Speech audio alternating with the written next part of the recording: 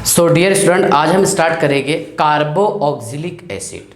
Okay, चलिए ध्यान से देखिए कार्बो ऑक्सिलिक एसिड हमें कैसे पढ़ना है। सबसे पहले तो हम जनरली वही पढ़ते हैं, डेफिनेशन, बाद में क्लासिफिकेशन, उसके बाद में नोमेनक्लेचर। तो नोमेनक्लेचर हमारा ऑलरेडी पढ़ा हुआ है ना, स्पेशल नोमेनक्लेचर में मैंने पढ़ाया था।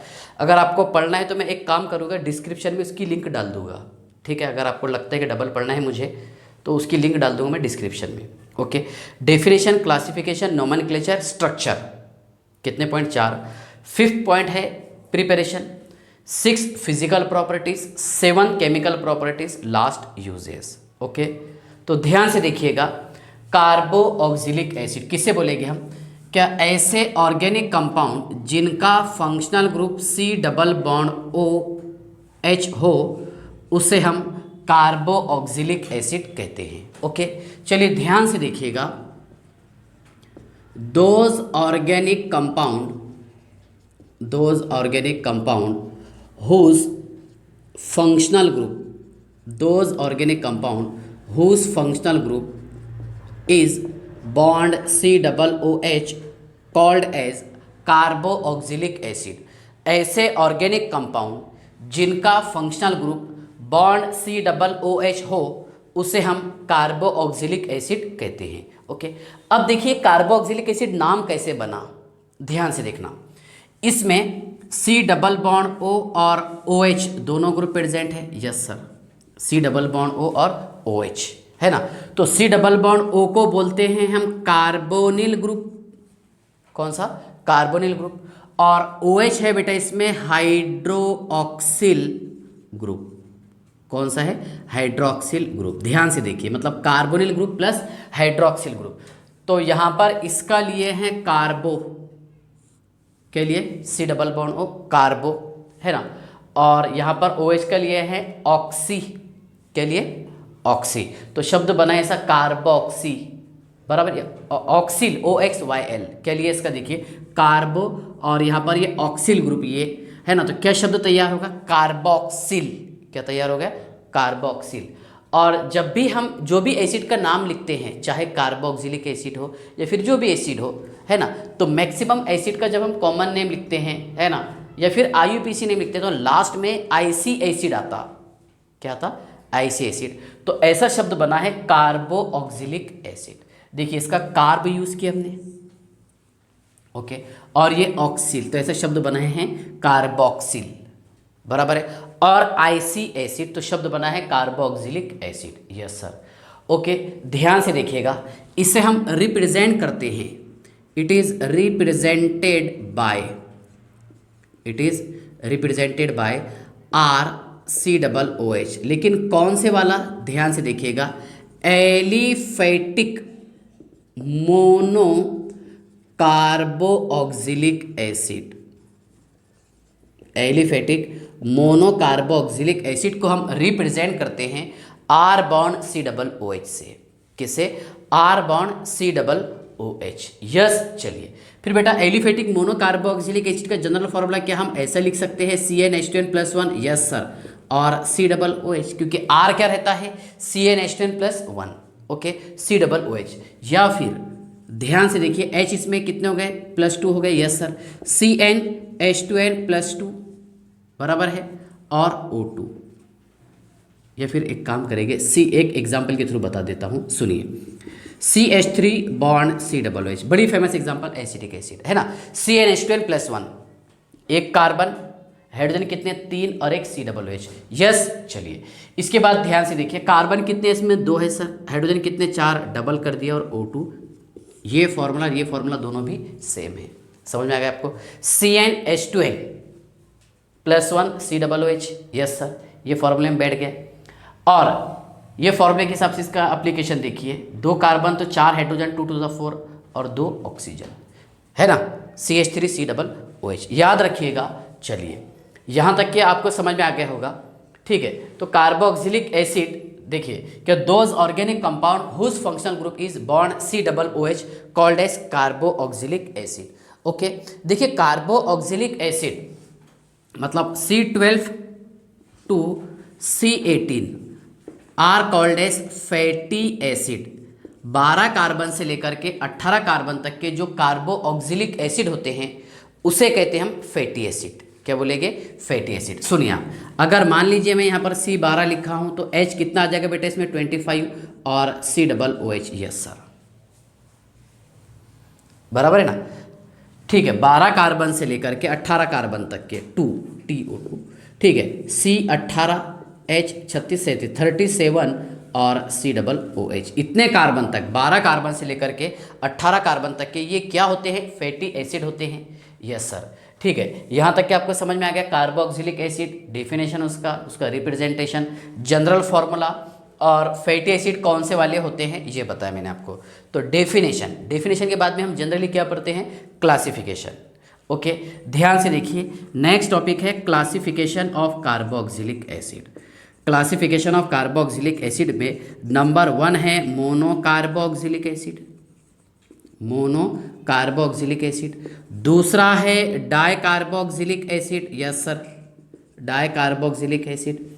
Third tricarboxylic acid, tricarboxylic acid. Yes, चलिए ध्यान से देखिएगा, मोनोकार्बोक्सिलिक एसिड में मैंने लिखा हूँ CH3COOH, नाम है इसका एसिटिक एसिड, है ना? अगर एक एसिड ग्रुप प्रेजेंट हो तो उसे बोलेगा मोनोकार्बोक्सिलिक एसिड। यस सर, 2 अगर एसिड ग्रुप प्रेजेंट हो तो क्या बोलेंगे? Dicarboxylic acid. यस, देखिए इसके एग्जांपल लिखा हूँ COOH और COOH, नेम है इसका oxalic acid.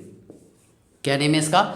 Oxalic acid. Yes, चलिए अगर 2 एसिड ग्रुप जुड़े हों तो उसे बोलेंगे हम डाइकार्बोक्सिलिक एसिड, और अगर 3 एसिड ग्रुप जुड़े हों CH2 COOH CH3COOH, यस, ये H निकाल लिया मैंने यहाँ से और यहाँ पर लगा दिया हूँ OH, CH2 COOH, इसका नाम है बेटा साइट्रिक एसिड।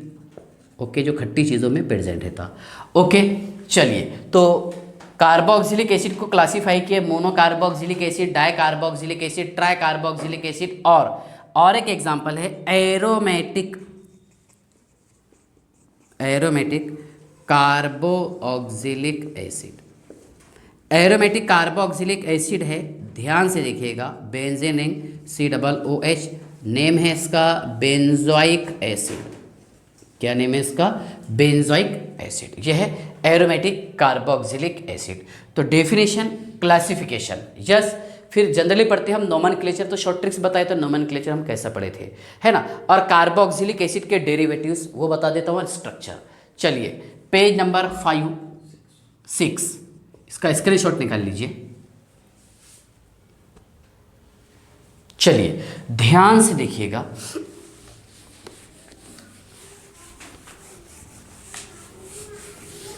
हाँ चलिए समझ लीजिए आप, इसका नोमेनक्लेचर हम कैसे करते हैं शॉर्ट ट्रिक्स में बता देता हूँ, याद दिला देता आपको, ठीक है ना? देखिए नोमेनक्लेचर, यस सर, है ना? जैसा मैं एग्जांपल नंबर 1 लिखा हूँ, H बॉन्ड COOH, इसका कॉमन नेम है फॉर्मिक एसिड। ये बहुत डिटेल पढ़े हमने, ऐसी याद दिला रहा आपको। और IUPAC नेम है इसका मीथेनोइक एसिड। क्या नेम है बेटा इसका? मीथेनोइक एसिड, IUPAC, है ना? अल्केन का E हटा करके OIC एसिड लगाते हैं। या फिर अगर ये लेटर AEIOUY, ये लेटर 2 लेटर एक साथ आ जाए तो इसमें से फर्स्ट लेटर को आपको रिमूव करना पड़ता। यस, तो इसमें हम हमेशा सफिक्स का यूज़ करते हैं। ध्यान से देखिए, सफिक्स यूज़ करते हैं हम OIC एसिड। यस सर, जैसा मीथेन आ रहा था यहाँ पर एक कार्बन है, और ओइक एसिड, यस सर, तो यहाँ से मैंने E रिमूव कर दिया, मीथेनोइक एसिड हो गया। यस, सेकंड एग्जांपल देखिए आप, CH3COOH, इसका नाम है एसिटिक एसिड। यस, और IUPAC नेम क्या है? Ethanoic acid. Yes, ethanoic acid. तो ये टॉपिक आपको ऑलरेडी पढ़ाया जा चुका है, ठीक है? मैं थोड़ा सा याद दिला दिया था कि इसका कॉमन नेम और IUPAC नेम कैसे लिखते हैं। यस, चलिए इसके बाद देखिए कार्बोक्सिलिक एसिड के जो डेरिवेटिव्स है, derivatives of carboxylic acid. Carboxylic acid मतलब जो कार्बोक्सिलिक एसिड से ड्राइव हुए हैं, ध्यान से देखिए, R bond C double bond O bond OH, ठीक है। कार्बो ऑक्सिलिक एसिड से क्या क्या डिराइव हुआ समझ लीजिए आप। देखिए मैंने यहाँ का H हटा करके R लगाया हूँ, तो R bond C double bond O bond OR, इसे कहते हैं हम एस्टर।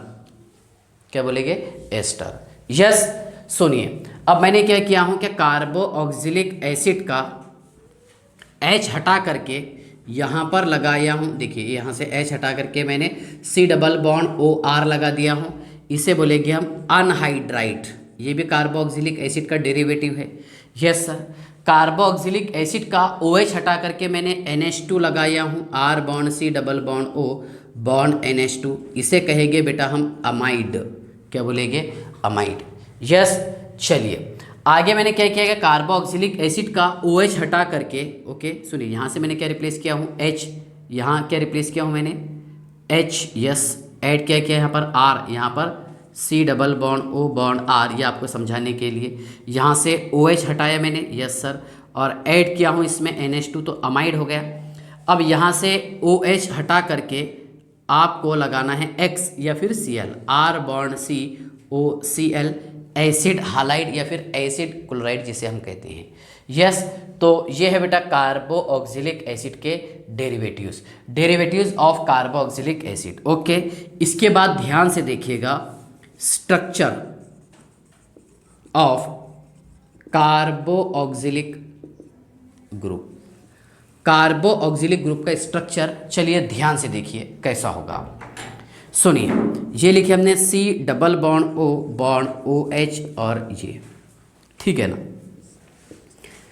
क्या होगा ध्यान से देखिएगा इसका रेजोनेंस। ये पाई इलेक्ट्रॉन यहाँ शिफ्ट हो गए, जैसे ही यहाँ पर ये पाई इलेक्ट्रॉन शिफ्ट हो गए तो ये पाई इलेक्ट्रॉन नीचे उतार देगा। Yes sir. C bond O negative double bond OH है ना, ये पॉजिटिव और ये इलेक्ट्रॉन। यस सर, बराबर है ना। मतलब यहाँ पर देखिए इस पर पॉजिटिव चार्ज नहीं आ रहा, मतलब ये जो रहेगा it is less electrophile as compare to aldehyde और कीटोन। क्योंकि अल्डिहाइड और कीटोन में क्या था, सुनिए आप, C double bond O, yes sir, है ना, यहाँ पर हम CH3R जो भी लगाना लगाइए, तो ये ऐसा चार्ज आ रहा था CH3 bond C, okay, O negative यहाँ पॉजिटिव, यस, है ना। अब यहाँ पर कोई एटम और ग्रुप ऐसा जुड़ा हुआ नहीं था कि जो इस कार्बन को इलेक्ट्रॉन पेयर डोनेट करके इसको सेटिस्फाई कर ले, इसकी वैलेंसी को। लेकिन यहाँ पर ऑक्सीजन के पास में lone pair of electron present है। Yes, lone pair of electron present रहने के कारण ये इलेक्ट्रॉन को यहाँ उतार देगा, इस पर चार्ज नेगेटिव और ये डबल बॉन्ड। यस, और इसका रेजोनेंस बेटा ऐसा हो सकता है, सुनिए, C bond O negative, yes sir, ठीक है ना। यहाँ चार्ज कौन सा आएगा? पॉजिटिव बॉन्ड OH, ये एज इट इज, बराबर है ना। चलिए इसमें सबसे ज़्यादा स्टेबल तो यही रहेगा। ओके, चलिए तो इसका जो एंगल होता है, बॉन्ड एंगल, ये होता है बेटा 120 डिग्री। प्लेनर स्ट्रक्चर हो, स्पेसी होता है, कौन सा? Planar Spacey. और एंगल कितना रहेगा इसका? 120। Okay, it is less electrophile as compare to aldehyde and ketone. ध्यान से देखिएगा, इट इज लेस इलेक्ट्रोफाइल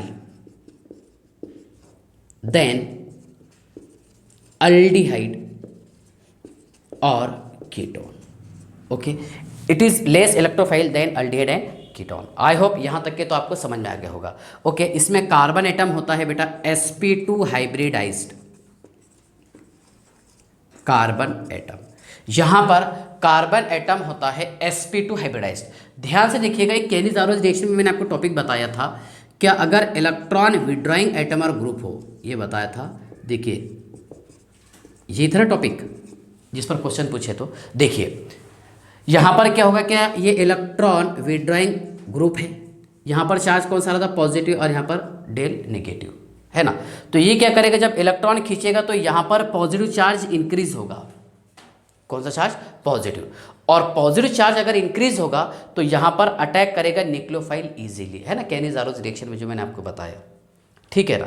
तो यहाँ से आपको ये समझ में आ रहा है कि अगर इलेक्ट्रॉन विड्रॉइंग एटम और ग्रुप प्रेजेंट हो तो वहाँ पर न्यूक्लियोफाइल एकदम आसानी से अटैक कर सकता है, और यही खुद ऑक्सीडाइज होकर के कार्बोक्सिलिक क्या बनाता था? Sodium salt of carboxylic acid. Okay, और अगर यहाँ पर सुनिए इलेक्ट्रॉन रिलीजिंग एटम और ग्रुप हो प्रेजेंट, जैसा CH3 में एग्जाम्पल बताया आपको इससे पहले के लेक्चर में, तो उसका क्या होगा? रिडक्शन होगा। क्यों?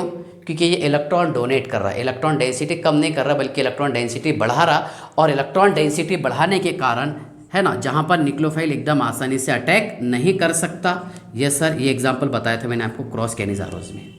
यस ठीक है, तो इसका रिडक्शन होगा, इसका ऑक्सीडेशन। तो इन शॉर्ट, अगर इलेक्ट्रॉन विड्रॉइंग एटोमर ग्रुप प्रेजेंट हो तो उसका ऑक्सीडेशन हो रहा था, और अगर इलेक्ट्रॉन रिलीजिंग एटोमर ग्रुप प्रेजेंट हो तो उसका रिडक्शन हो रहा था। ये बताया मैंने आपको किसका, कैनिजारोज रिएक्शन का टॉपिक, इससे पहले के लेक्चर का। ठीक है, चलिए आप इसका स्क्रीनशॉट निकाल लीजिए, एक पेज नंबर 7। यस चलिए, ओके बाय।